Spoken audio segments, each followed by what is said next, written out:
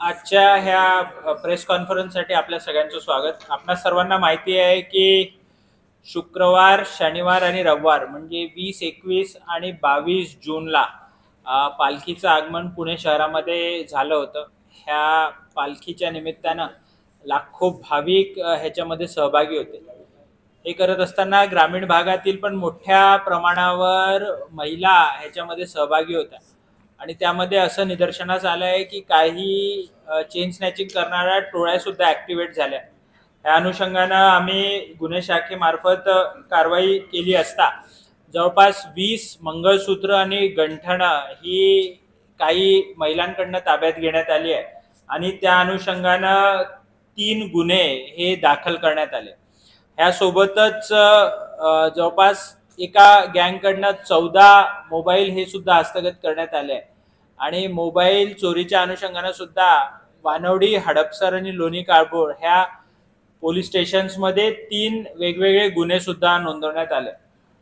ह्यातले बरेचसे गंठनं आहेत ते अजूनही कोणीही क्लेम केलेले नाही. माझी आपणा सर्वांच्या निमित्तानं नागरिकांना आवाहन आहे, विनंती आहे की जर हे गंठनांपैकी कोणाचं काही चोरीला गेलं असेल ह्या गेल्या 3 दिवसाच्या कालावधीमध्ये तर त्यांनी आमच्याशी संपर्क साधावा, जेणेकरून आम्हाला योग्य तो गुन्हा नोंदवून कायदेशीर कारवाई करून जे पीडित आहे त्यांना त्यांचं गंठन किंवा मंगळसूत्र हे परत करता येईल. बरेचसे गर्दीमध्ये रेटारेटीमध्ये कटिंग करणे किंवा ओढणे अशा स्वरूपाचा प्रकार घडलेला आहे. मोस्टली याच्यात कटिंगच करण्यात आलेला आहे. नाही, इंटरकनेक्टेड नाही आहे, दोन्ही वेगवेगळ्या गँग्स आहेत. जसं मी म्हटलं की काही ही जी मोबाईलवाली जी गँग आहे ही झारखंड राज्यातली साहेबगंज ह्या भागातली ती गँग आहे आणि ज्या गंठन करणारे जे आहेत ते लातूर, उदगीर, अक्कलकोट, सोलापूर जिल्हा ह्या भागातली ती मंडळी आहे. ह्याच्यामध्ये गंठनांचा जो मुद्देमाल आहे आम्ही आमच्या प्रेस नोट मध्ये दिला आहे, जवळपास 20 लाखाचा तो मुद्देमाल आहे आणि याच्यामध्ये 6 आरोपी अटकेत आहेत.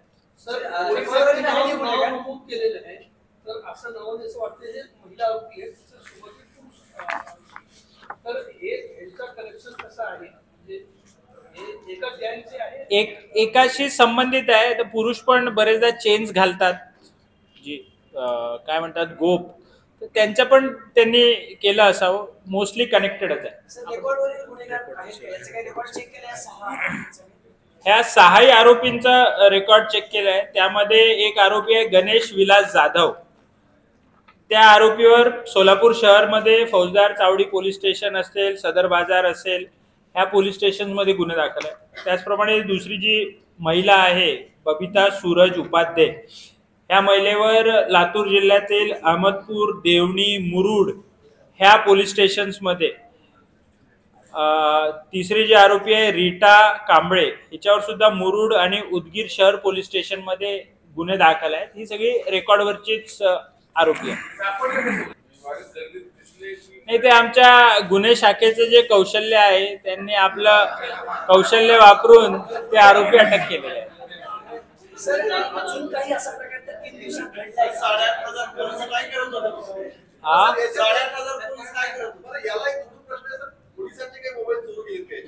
नाही, आमच्याकडे तरी असं काही रिपोर्टिंग नाही. एक आणि आपल्या प्रश्नाला मी उत्तर देईल की आमच्याकडे ट्रॅफिकच्या नियोजनापासून तर बंदोबस्त सगळ्यांच्या सुरक्षिततेसाठी होते आणि गर्दीमध्ये अशा प्रकार करण्याकरताच क्राईम ब्रांचच्या टीम्स आम्ही लावल्या होत्या आणि त्यांनी ते त्यांचं काम केलेलं आहे.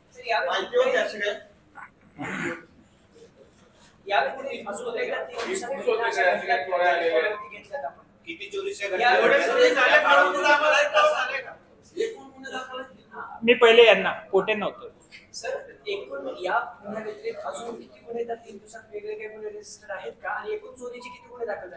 मी आता जे आहे ही हे 3+3 हे 6 गुन्हे जे आम्ही आरोपी ताब्यात घेऊन त्यांच्याकडून रिकव्हरी करून जे केलेले आहेत ते आहेत.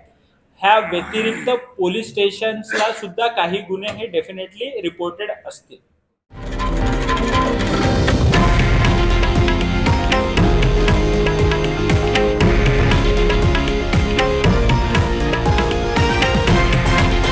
हे आहे देशातील नंबर 1 न्यूज नेटवर्क आणि आपण पाहत आहात TV9 मराठी, एकमेव.